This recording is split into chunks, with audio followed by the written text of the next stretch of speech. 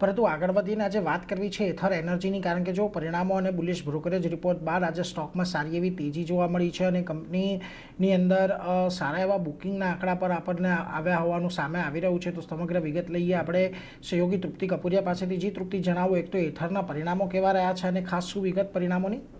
નીરજ, સૌથી પહેલાં અગર જો એથર એનર્જીના પરિણામની વાત કરશું તો ડેફિનેટલી ત્યાં એક સુધારો આપણને જોવા મળી રહ્યો છે. દરેક સેગમેન્ટમાં પણ એક પોઝિટિવ નંબર્સ જોવા મળી રહ્યા છે. ખાસ કરીને પહેલાં આપણે કંપનીના રિઝલ્ટ પર એક વખત નજર કરી લઈએ તો આ વખતે કંપનીની જે ખોટ જે છે એ આપણને ઘટતી જોવા મળી રહી છે. વાર્ષિક ધોરણે લગભગ 178 કરોડની સામે 51% પર આપણને 51 કરોડ પર આપણને કંપનીની જે ખોટ આવતી જોવા મળી રહી છે. આવકના ફ્રન્ટ પર નજર કરશું તો લગભગ અહીંયા આપણને 88% એક સારો ઉછાળો વાર્ષિક ધોરણે જોવા મળી રહ્યો છે.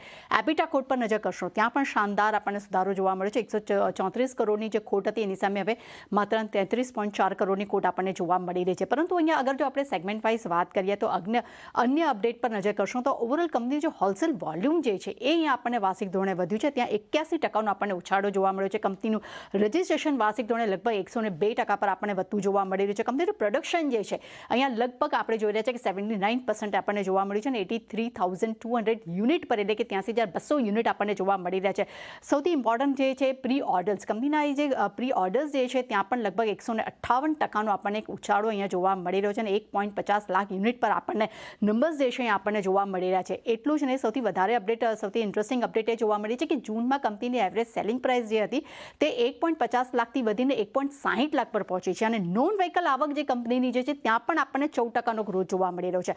હા, એક જગ્યાએ પર ઇમ્પેક્ટ પડ્યું છે એ છે કોમોડિટી પ્રાઇઝીસમાં ઉછાળો, જેને કારણે કરીને 560 બેસિસ પોઈન્ટની એક ઇમ્પેક્ટ કંપની પર જોવા મળી રહી છે. પરંતુ બીજી તરફ એક પોઝિટિવ સમાચાર એ પણ અહીંયા જોવા મળી રહ્યા છે કે Q3માં કંપનીની ઔરંગાબાદ યુનિટ જે છે તે અહીંયા શરૂ થવા જઈ રહ્યું છે અને પહેલા તબક્કામાં જ કંપની જે છે તે 5 લાખ યુનિટ વાર્ષિક ઉત્પાદન કરવાની યોજના તેમની બની રહી છે અને આવનારા સમયમાં જે ઉત્પાદન ક્ષમતા છે એ વધીને લગભગ 14.2 લાખ યુનિટ સુધી અહીંયા પહોંચી જશે.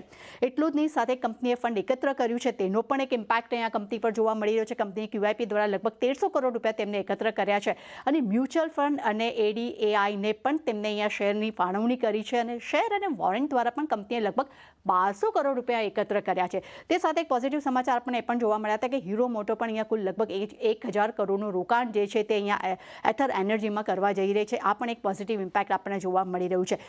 પરિણામ તો સારા છે, દરેક સેગમેન્ટ વાઇઝ પણ સારા પરિણામ છે, પરંતુ સૌથી વધુ સપોર્ટ જે મળ્યો છે એ બ્રોકરેજ રિપોર્ટનો પણ મળ્યો છે. અહીંયા આપણે જોઈ રહ્યા છે કે નોમુરા તરફથી અને HSBC તરફથી ખરીદારીની સલાહ જોવા મળી છે. CLSએ આઉટ પરફોર્મ રેટિંગ આપ્યા છે. લક્ષ્યાંક ફર્મ પર નજર કરશો તો નોમુરાએ લગભગ 1714ના, જ્યારે HSBCએ 1750ના તેમને અહીંયા ટાર્ગેટ આપ્યા છે અને CLS તરફથી આપણને 1600ના ટાર્ગેટ પણ અહીંયા જોવા મળી રહ્યા છે. એટલે સારા પરિણામની સાથે બ્રોકરેજ રિપોર્ટનો પણ સારો સપોર્ટ જે છે આજે આપણને કાઉન્ટર પર જોવા મળી રહ્યો છે. એટલે જો સારા પરિણામો અને સારા બ્રોકરેજ રિપોર્ટ આ બધાને લઈને એક સારી તેજી. આભાર તૃપ્તિ, અમારી સાથે જોડાઈને આ સમગ્ર વિગત